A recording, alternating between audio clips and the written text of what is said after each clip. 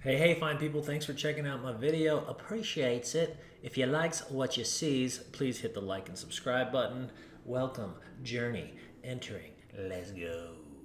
Me doing bento now is no longer about me wanting my own idea to work out well. Me doing bento is about it is providing value to people, and I have to fulfill that. And so, the way of thinking about the job, what the responsibility is, all that becomes very different. It becomes less like, I hope my ego gets the love it wants today. And instead it's just like, well, let me log in and see what people need. Like who needs love? Who do I need to talk to? What do I need to be planning? And it is in service of something larger. And that makes the work just so much easier.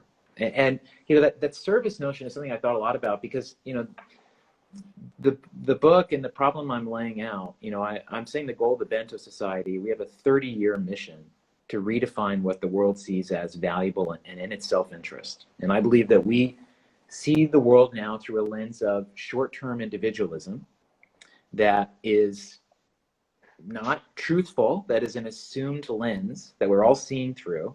That has not always been here. That's really been like the past 30 years. It's really existed. And that in 30 years, a new lens must replace it, and one that lets us better see our obligations to each other and the future. And that this is the transformation, and it's going to take, my research, all this says it takes 30 years to do it, and I have like a plan. A plan. But goals. But when I was thinking about doing this, I thought I have to confront the fact that I'm taking on an enormous question, and one that I'm probably most likely not going to succeed in doing in my lifetime. But I believe that still these ideas are correct, and like I don't doubt the rightness and the importance of what I'm thinking about. And so how do I feel about that? How do I feel about the idea that maybe I start this project and maybe the day I die, it is still, I'm still fully committed to it, but maybe it has not gone much farther. How do I feel about that? And while thinking about this, I went to a museum and in LA, and there was this Caravaggio painting, oil master, this beautiful, massive, rich paintings. And this Caravaggio painting is of this monk, this old monk, like bent over this giant book, and he's like transcribing something, copying something in his book. He looks super old, just leaning over. And sitting on the other side of the book across from him is a skull. And I just stood there looking at that picture for the longest time, and I just thought, the skull is the last person sitting in the chair. And they added maybe the last 3 pages before this monk. Maybe this monk has been there writing for 50 years, and he's written 2 pages in the book. And out of frame to the left of this painting is like a line of thousands of other monks, men and women, waiting their turn to write in the book.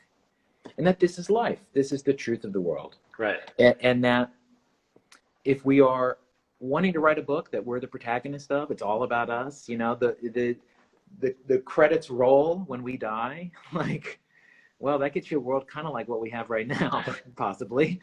But instead, if you think of maybe you're a sentence, maybe if you're lucky, you're a paragraph, maybe you're a pause between words in a larger sentence, and that is the truth of life, and that there is like great glory in that. And when I like confronted that, instead of feeling terrified, I felt liberated.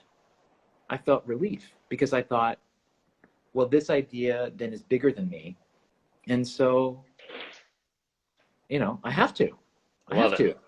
And but that kind of, I don't know, it's just actually the truth. It's just actually the truth of the world, and we're scared of it, but owning it is quite powerful, and brings all sorts of, like, an unexpected peace that I did not see coming at all.